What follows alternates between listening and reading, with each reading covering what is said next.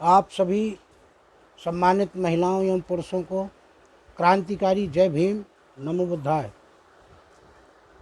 अपने महापुरुषों के चरणों में नमन करते हुए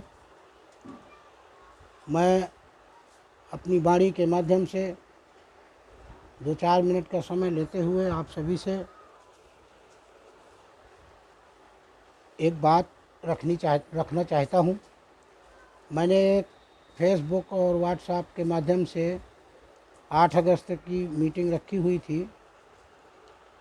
उस मीटिंग को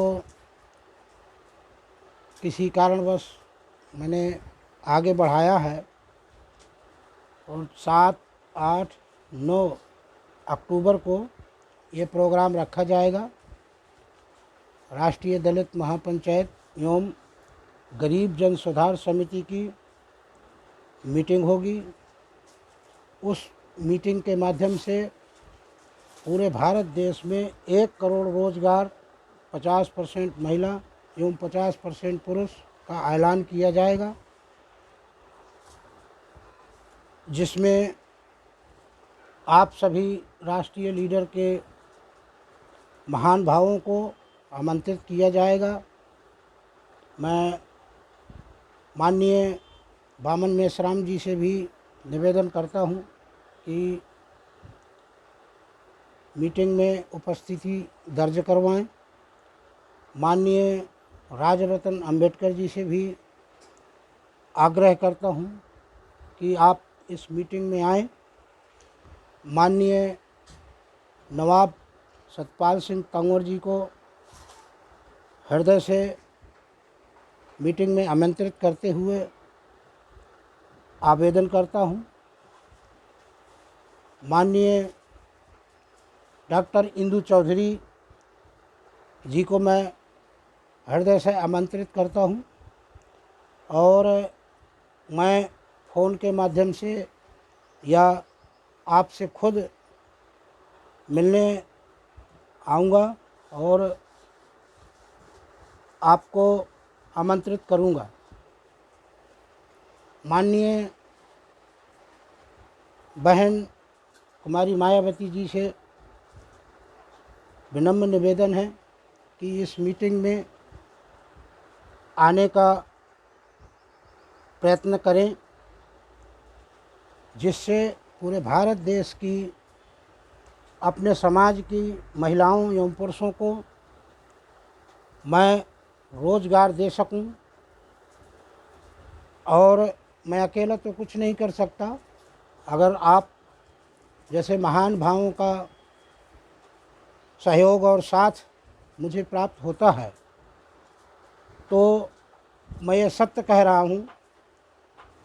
और बामन मेश्राम साहब वाम सेव के कार्यकर्ताओं के माध्यम से किसी कार्यकर्ता ने हमको थोड़ा सा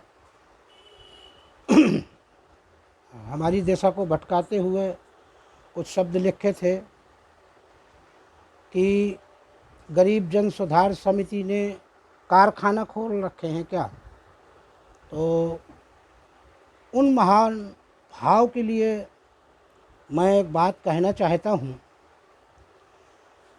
कि माननीय कांशीराम जी ने जब से अपना मिशन चलाया, BS4 ग्रुप बनाया, वामसेव बनाई, BSP बनी और अन्य पार्टियां बनी,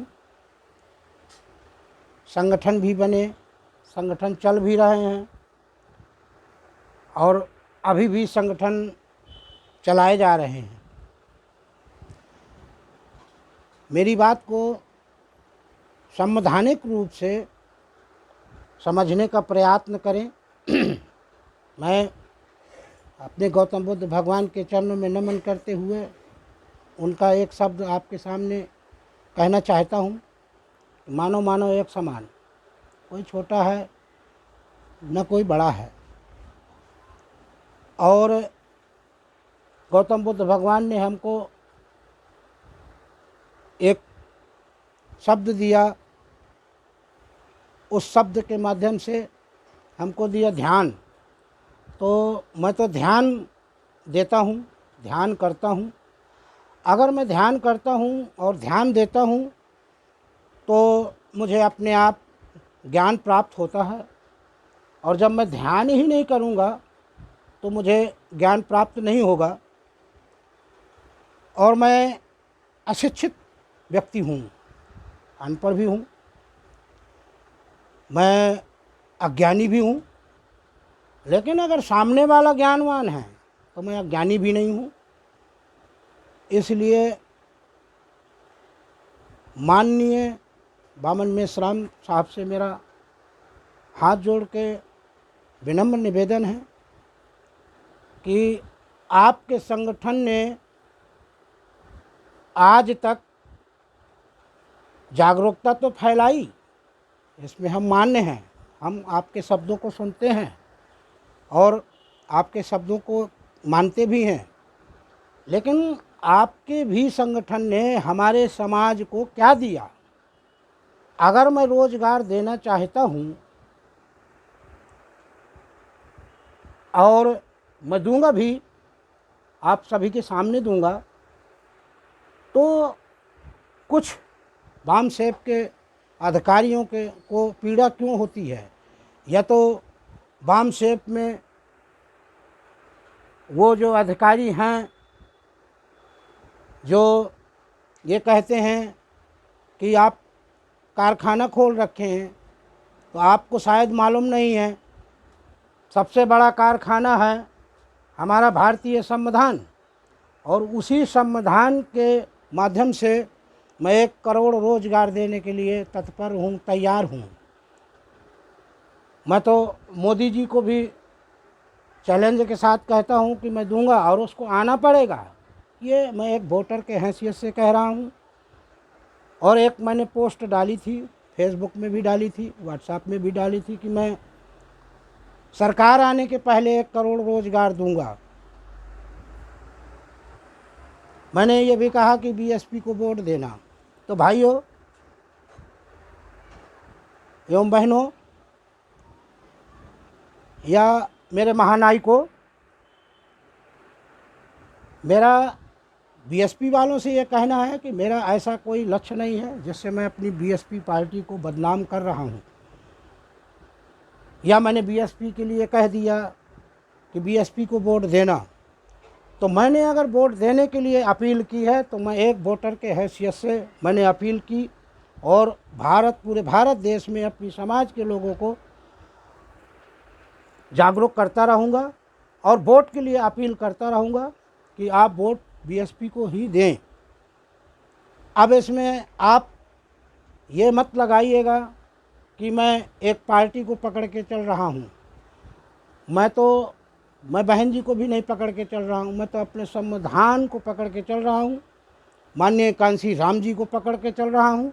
और माननीय कांसी राम जी के बताए हुए रास्तों पे अगर हमारे राष्ट्रीय लीडर चल रहे हैं तो हमें उसी पेड़ पे खाद, बीज, पानी उपलब्ध कराना चाहिए जिस पेड़ के हम डालियाँ भी हैं, पत्ते भी हैं, फल भी हैं, और उन फलों को हम खा भी रहे हैं।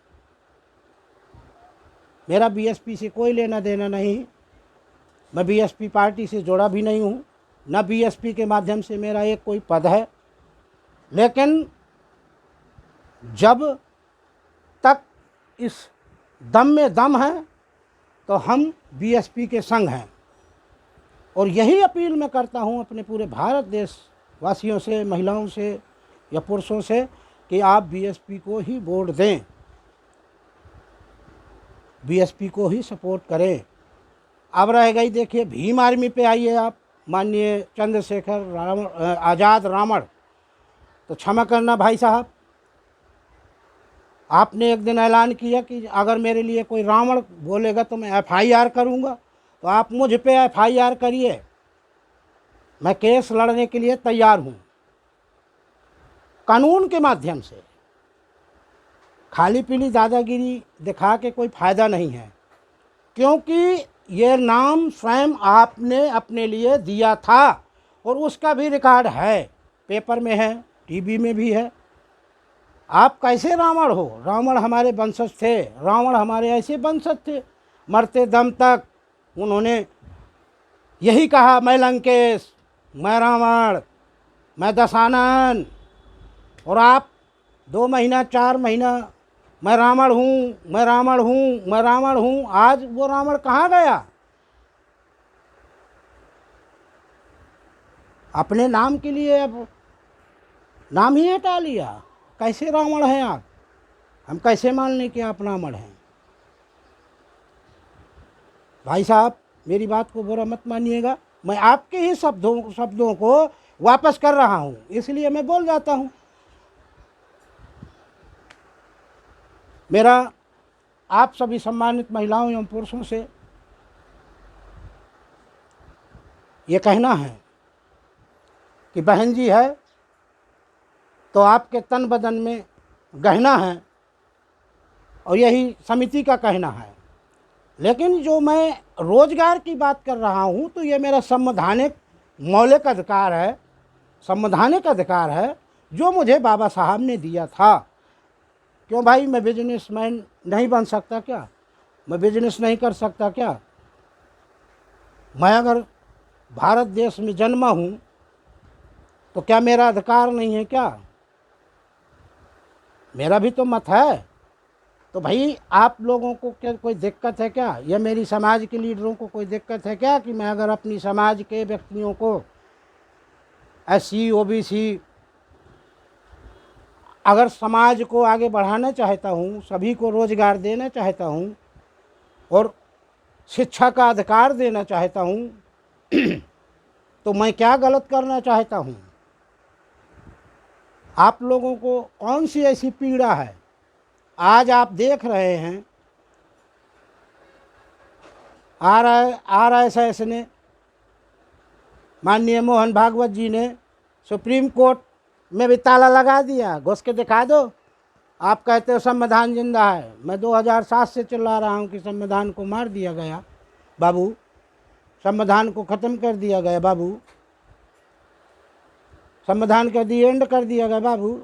अभी हमारी ही समाज के लीडर उचक रहे हैं मेंढकों की तरह, नहीं संविधान जिंदा है, संविधान जिंदा है। जिस दिन संविधान जिंदा हो जाएगा उस दिन भारत देश में कोई भी व्यक्ति बेरोजगार नहीं रहेगा।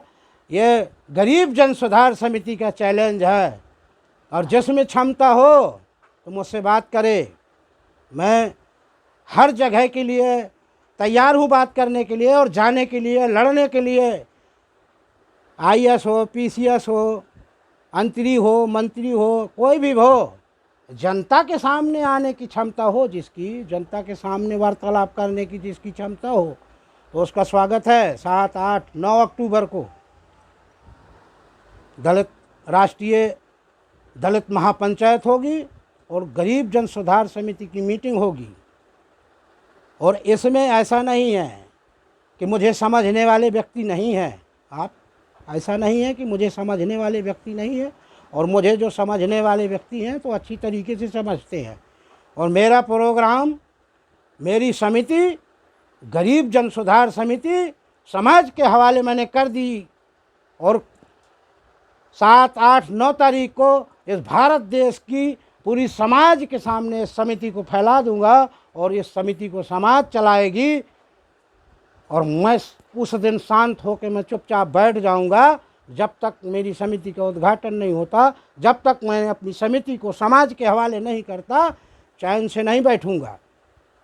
और जिसको मेरे शब्दों से पीड़ा हो तो मुझसे वार्तालाप कर सकता है। 97 17 33 80 94 व्हाट्सएप नंबर भी है, वार्तालाप भी कर सकता है। तो मैं अपने भारत देश के सभी महिलाओं एवं पुरुषों से एक फिर अपील करता हूँ कि आप किसी भी प्राणी को कमज़ोर मत समझिए, अपने से छोटे को कभी छोटा मत समझिए। उसके ज्ञान को लीजिए, उसके स्वाभिमान को लीजिए। मैं तो आप सभी से यही कहना चाहूँगा कि मैं अगर ये कार्य करने जा रहा हूँ और आप सभी को सम्मानित भी करूँगा, आप जो सम्माननीय है मेरे, मैं बराबर सम्मान करूँगा।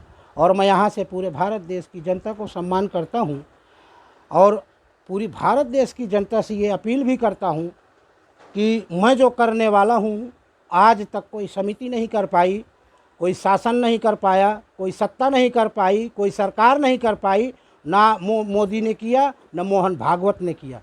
क्या किया इन लोगों ने? हम लोगों को जो बाबा साहब ने हमको शिक्षा का अधिकार दिया, हथियार दिया, उस हथियार को इन लोगों ने छीन लिया। 1.5-2 साल हो गए स्कूल कॉलेज बंद हैं और उस शिक्षा को मैं चालू करके दिखाऊंगा और कानूनी दायरे में चालू करके दिखाऊंगा। और मैं मोदी को भी चैलेंज करता हूं कि उस स्कूल को, मेरे स्कूल को जिस दिन मैं चालू करके दिखा दूं, बंद करने की क्षमता हो तो मोदी भी से भी मैं भिड़ने के लिए तैयार हूं। मैं भिड़ने के लिए तैयार हूं। मोदी जी, कानून के दायरे में आप मेरा कुछ नहीं बिगाड़ सकते, संविधान के दायरे में कुछ नहीं बिगाड़ सकते, मैं आपका कुछ भी बिगाड़ सकता हूँ। गुंडों से तो कभी भी मेरे को काउंटर करवा दो, गोली मरवा दो, उससे मैं नहीं डरता हूँ। मरने को नहीं डरता हूँ, मरूंगा तो शान से मरूंगा, सीना 24 घंटा तान के मरूंगा। मैं जी जय भीम वाला हूँ, क्योंकि मैं भीम अखाड़े का मैं हूँ खिलाड़ी। मुझे आजमाने की कोशिश न करना, उसी कानून से ऐसा तोड़ मरोड़ दूंगा, संविधान के खिलाफ बोलने की कोशिश न करना, ये हमको सहन नहीं होगा। और ये मेरी पीड़ा नहीं, मेरे भारत देश के नौजवानों को ये चैलेंज के साथ मैं कह रहा हूँ कि महिलाओं को एवं पुरुषों को इस पीड़ा को समझना चाहिए, देखना चाहिए, सुनना चाहिए, चिंतन करना चाहिए। जिस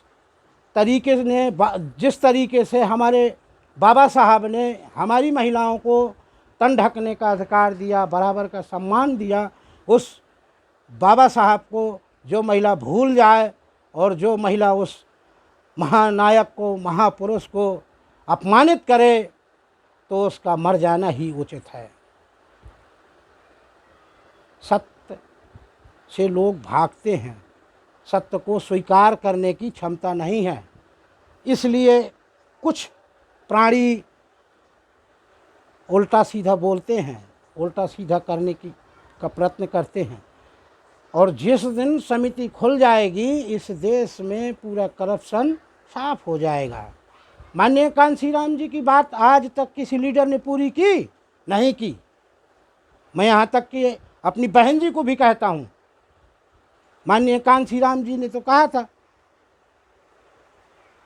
कि एक झाड़ू एक सूत में जब बंधी रहती है तो कचरा साफ करती है, और वही झाड़ू जब सूत से अलग हो जाती है तो खुद कचरा बन जाती है।